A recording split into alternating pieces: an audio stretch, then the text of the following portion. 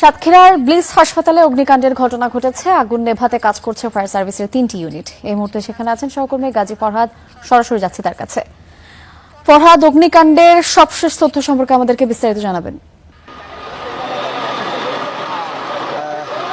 আপনাকে ধন্যবাদ। আমি রয়েছি সাতক্ষীরা ব্লিস হাসপাতালে। এখানে বেলা 1:30টার দিকে কিন্তু আমরা এখানে ধোঁয়া দেখতে পাই। এর পরপরই লোকজন জড়ো হয়ে যায়। বিশেষ করে এই হাসপাতালটিতে কিন্তু আইসিইউ, সিসিইউ সহ বিভিন্ন বিভাগে রোগী ভর্তি ছিল, যে কারণে রোগীদের মধ্যে আতঙ্ক ছড়িয়ে পড়ে।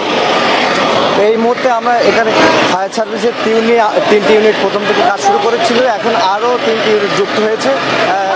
তবে ইতিমধ্যে অনেক রোগীকেই কিন্তু আইসিইউ, সিসিইউ সহ অন্যান্য ইউনিট থেকে নামিয়ে অন্যত্র পাঠিয়ে দিয়েছে। কিন্তু মূলত গ্যাস সিলিন্ডার থেকে বিস্ফোরণ হয়ে কিন্তু বিদ্যুতের শর্ট সার্কিট হয়েছে এমনটি ধারণা করছে। আমরা এখানে দেখছি যে ইতিমধ্যে ফায়ার সার্ভিসের বেশ কয়েকটি ইউনিট কাজ করছে।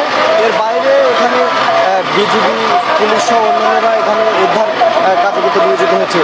আর এই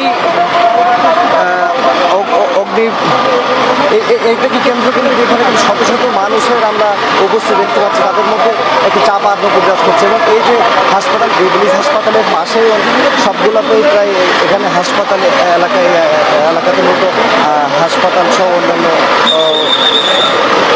চিকিৎসা সেবা দিয়ে থাকে। আমরা একটু এখানে একজন চিকিৎসকের সাথে কথা বলতে চাই। এখনো পর্যন্ত কোনো হতাহত হয়েছে কিনা কি আপনারা খবর পেয়েছেন? না, আমি যতটুকু দেখেছি বা শুনেছি এই মুহূর্তে কোনো হতাহতের ঘটনা ঘটেনি। সিসিইউ, আইসিইউ, এনআইসিইউ সহ যত পেশেন্ট ছিল সবাইকে সুস্থভাবে এখান থেকে স্থানান্তর করা হয়েছে সাতক্ষীরা সদর হসপিটাল এবং মেডিকেল কলেজ হসপিটালে। আমরা আশা করি এখনো পর্যন্ত কোনো ক্যাজুয়ালিটি ঘটে নাই। শুনছিলাম যে এখান থেকে সব রোগীকে কিন্তু সাতক্ষীরা মেডিকেল কলেজের সাথে সদর হাসপাতাল পাঠানো হয়েছে। তো পরবর্তীতে আমরা আরও জানাবো। এই ছিল সাতক্ষীরা থেকে আমাদের সর্বশেষ। অসংখ্য ধন্যবাদ। দর্শক, সাতক্ষীরা থেকে সরাসরি আমাদের সঙ্গে যুক্ত ছিলেন সহকর্মী গাজী ফরহাদ।